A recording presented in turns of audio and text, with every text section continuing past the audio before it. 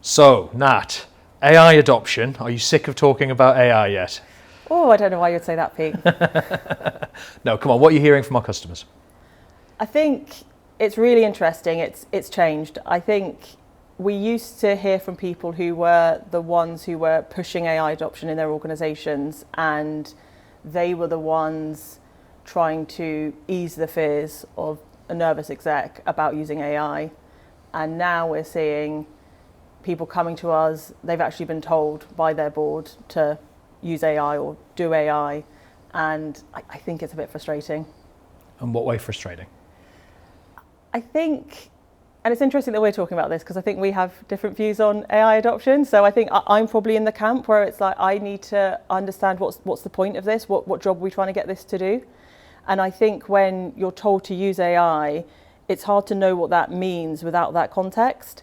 And once we get into a conversation with people who are actively looking for ways to improve their tech stack and bring in AI, but in an intentional way, then it becomes a much more productive conversation. I think the execs then happy because they see that the tool's being used, but it's done in a way that sort of bringing people along with them. They're getting the chance to understand why this technology is being used in that particular way. And it's kind of interesting because some people just want to get on and play with something that's kind of shiny and new. And other people want to really understand the technology, really want to understand the proof points. They want to see their colleagues using it first. And I think we just kind of have to accept that and let people engage in their own terms and design a program, be it through proof of concept, be it through onboarding or whatever, that does bring everyone along and that really understands when they're at and what they need to understand it. I hope you're not suggesting that I chase the next shiny balloon, Nat. Absolutely not. What we found, I think, is that when people see the value that AI can deliver, they kind of get it and their attitude to it changes. Is that what you're seeing in these programs?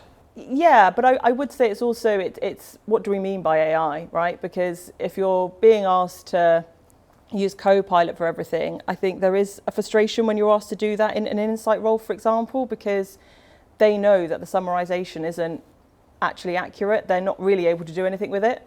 So I think by giving people a way to use the right application of AI for the right job, then they feel confident in the results. They feel confident they can actually use it. They can get their team on board with it. They're not going to get sort of frustration there.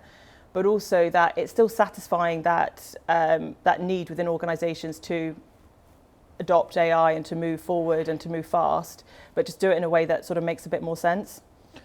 So if you're in an insights role or if you're responsible for transformation in an organisation based on what your customers are telling you, how do you de-risk the adoption of AI? As someone who does like to understand how things work a bit first and what job that it's there to do, I would definitely advocate for doing something like a proof of concept, doing a trial, working out what is the job that you're trying to achieve, what does a good outcome look like, and put it to the test. And get everyone's engagement and encourage people if they're a bit skeptical, if they've got reservations, get them to engage in the process and let's work through this together. I think you get much more buy-in and value longer term if you do that from the off. Great. Thank you very much. You're welcome.